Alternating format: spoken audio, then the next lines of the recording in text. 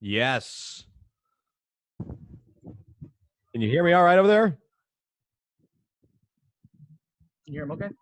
Hey, buddy. Dana, good to see you. How are you? I'm good. You? Pretty good. All right. So I know you're busy right now, so we'll just get this kicked off right away. You good? Yeah. All right. So, Dana White, by the way, I know we've talked about you coming on the podcast for quite some time now. The schedules just haven't really lined up.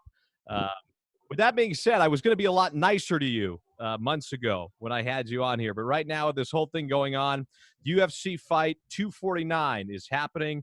Prelims will be available on ESPN Plus, and then the main card on pay-per-view. It is the first sport back since this whole pandemic took place. So, Dana, thanks for coming in. Thanks for having me. So, we all know, and based on the research that I've done, that you love gambling in the action. But could UFC 249 be the biggest gamble that you've ever taken in your life? No. Listen, you can handle a lot of the risk if you spend the money. We spent the money to make sure that everybody's covered, and this thing is as safe as it can possibly be. Nothing's ever guaranteed or 100% safe. I could trip over this chair right here and fall down and split my head open right after this interview with you. We've spent a lot of money to make sure that we're good. Right. So you've been in the headlines a lot, obviously, because of what's going on. But what is your biggest fear, though, about having this fight? Do you have any fears about having this fight during these times?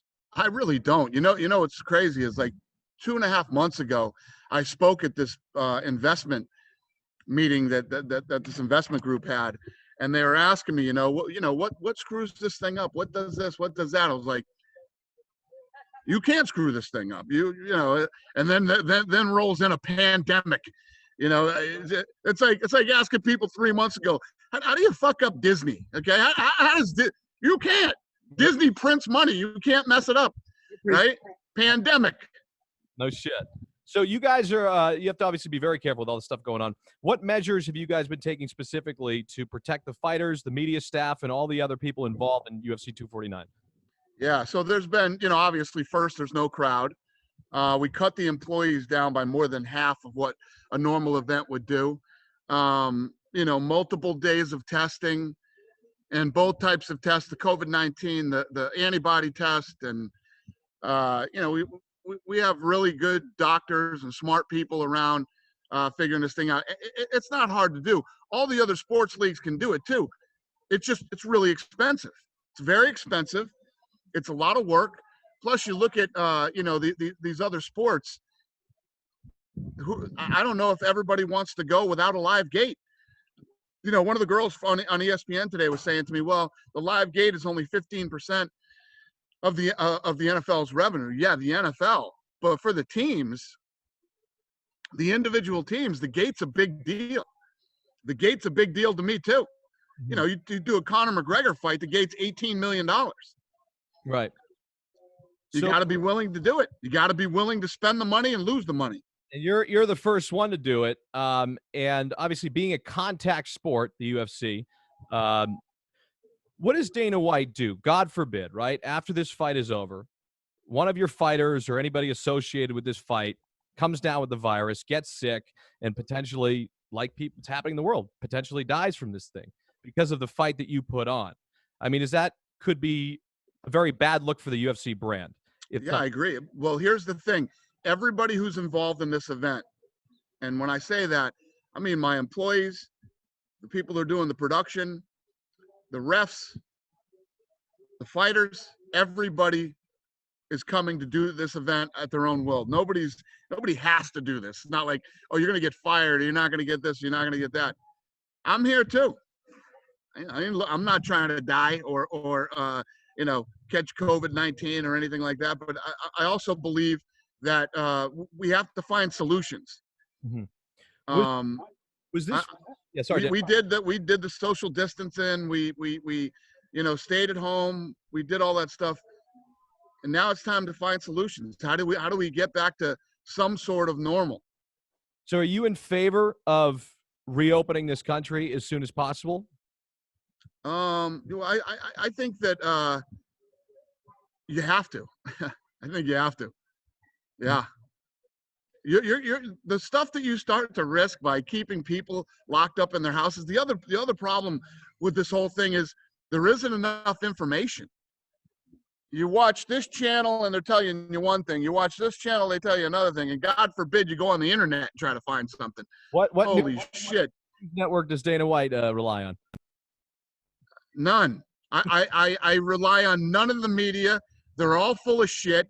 They're all liars, and they all incite fear and sensationalism I had to and bullshit. I had to put it away. I can't. That's the big. If you sit there, like I sat there for when this first started happening, right?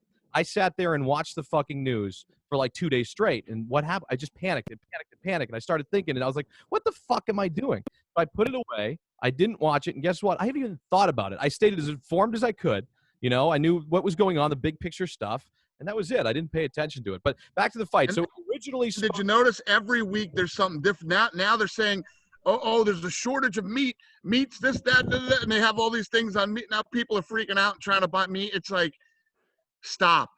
That's fucking why stop. all I focus on, Dana, is this fucking Zapped podcast, and I don't worry about anything else. I put it all away. The fight but that's what everybody has to do their thing, and we have to get back out there. But it's like, let's do it safe. I've been assigned to this task force that the president put together to try to get the economy back going again.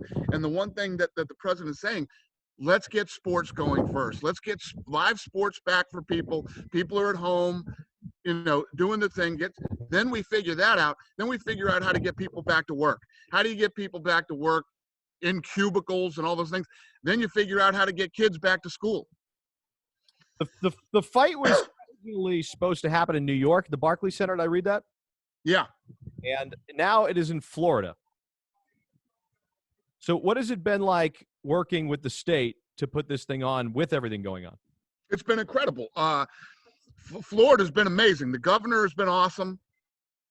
The mayor has been awesome here in Florida, in Jacksonville.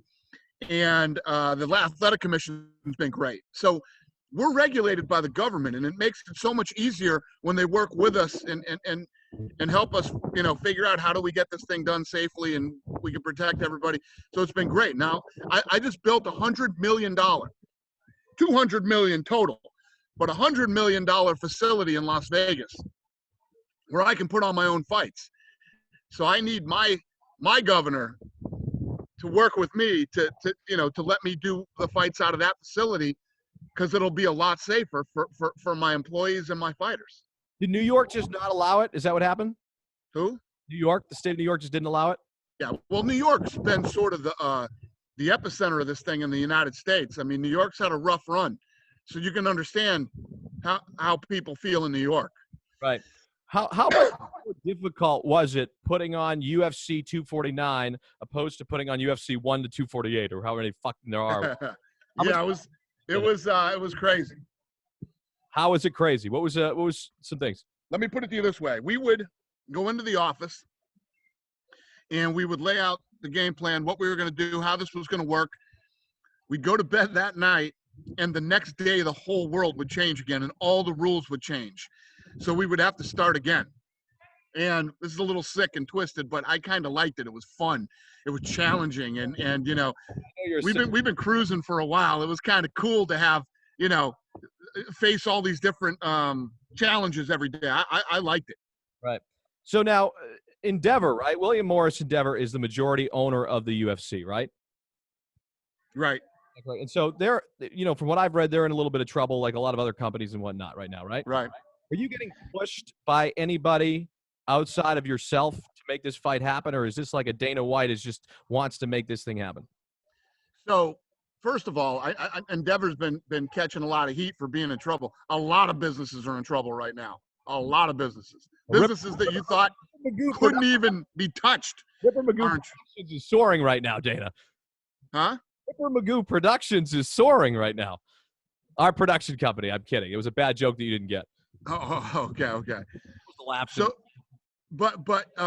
yeah, no. I make the decisions for the UFC. I make the decisions, and I run that business.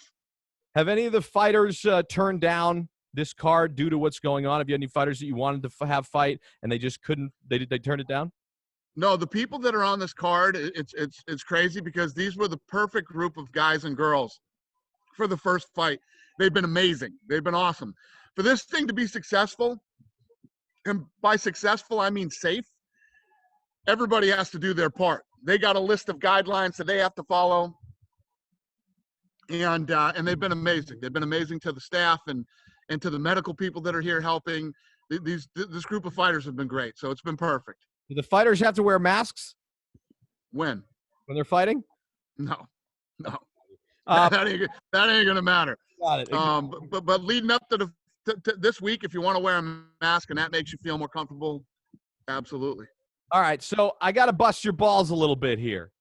Bring it. What do you got? Go back to that. I call it with my friends the Fire Festival 2, when Dana White decided to put on the fight at the private island. And you promoted this private island. There was going to be a fight there and whatnot. That didn't work out, obviously. What was the reason and what was behind that? How did that idea circulate and why didn't it work?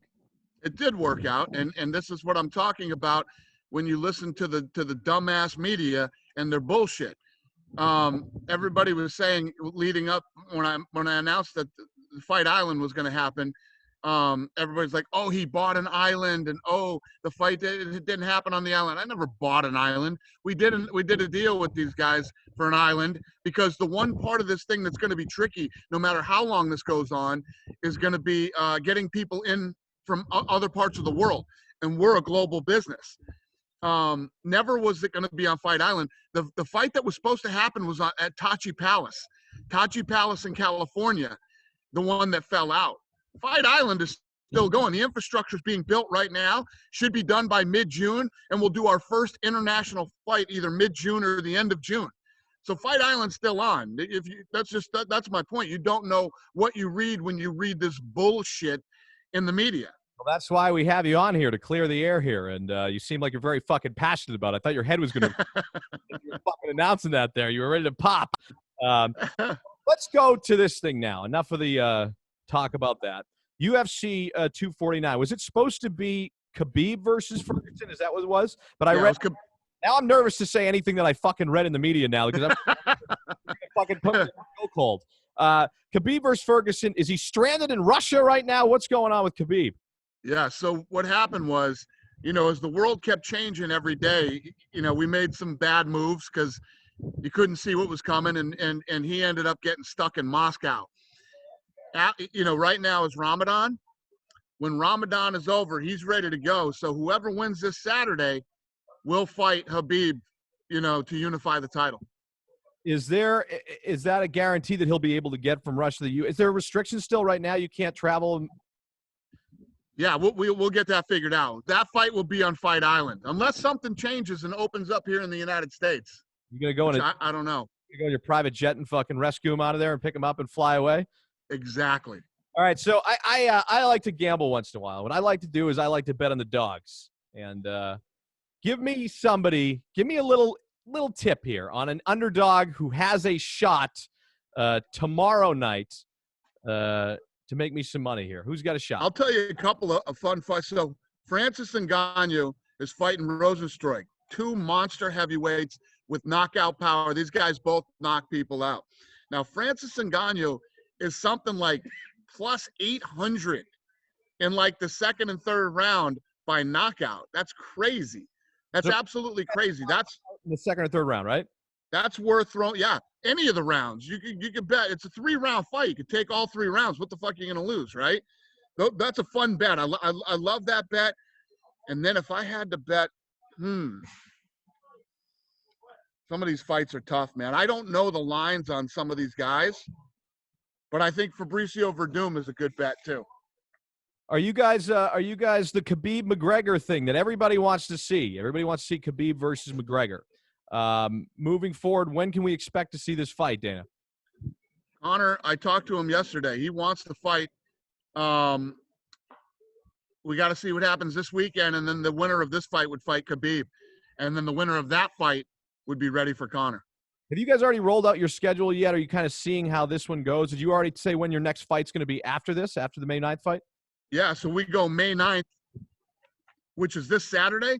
Then we go again Wednesday, then Saturday. We're staying here all week. Fucking do. Of course you do.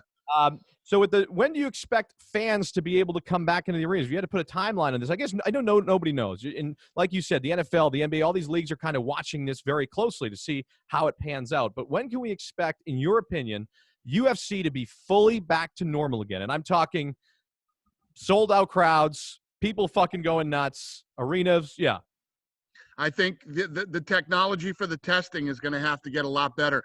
The president was telling me that there's these tabs that you can lick that they're working on. You lick the tab and it tells you if you have it or not. Once you get to that level of testing, I think we can start having fans come back. Did he also have you inject Lysol inside of you to protect? No. You were actually waiting for me to answer that question. I already did it. I was one of the idiots that did it. I thought I was going to be cured, and I haven't been sick yet. But I believe you did. When you get on your drinking binges, who knows what you're gonna do? What you would do? Well, I did. Are you back? By the way, are you back? You look very clear and very sober. Like you haven't been drinking. Which is the complete opposite, Dana. Which is why I think in my work it's the opposite. I've been on an 11-day bender. I'm not even kidding. Yeah, have you really? Well, when I say bender, I've been playing a little. I've been, I just have to talk to you for 20 minutes for work a day, and then I'm fucking done. I built my corporation. You look very clear, man. Well, you're getting me in the morning. You get me at fucking like 9 o'clock, 10 o'clock at night, like Jack Sparrow and Pirates of the Caribbean. So Dana, anyways, I just want to say this. I wish you the best of luck in this fight. And we'll be tuning in. And it's available. Say it again real quick. So it's ESPN Plus is the prelims? No, so it'll be on ESPN, the network. So, I know times are tough for people right now. And if you don't have the money for the pay-per-view, there's still going to be 3.5 hours of prelims on ESPN, the network. Great fights. And then the main card is on ESPN Plus pay-per-view. And obviously with the sports betting world exploding right now and whatnot, where can we put our action on here if we want to bet on some stuff on these fights? What's awesome about this card is the very first fight of the night is Ryan Spann versus Sam Alvey, which is a very good fight too and very fun. You can bet on all these fights, man. Bet on all these fights. Well, the books have to be jumping up and down right now. all these different books have to be going crazy because Dana White's the guy that's going to hopefully maybe bring him back. I told you, William Hill, if you bet $249 and above, they'll give you the pay-per-view for free. I like that. All right. I do too. Dana, it was an absolute pleasure sitting down with you. Like I said, I wouldn't have had to grill you if you didn't fucking decide to do this fight here, but you did anyway, and wish you the best of luck, and hopefully everybody's safe, and yeah, we carry on. Thanks, brother. Always a pleasure. Dana, you're the best. Take care. We'll see you. All right, we're good, Dana? Thank you. You're cool there, right? Yep. Thanks.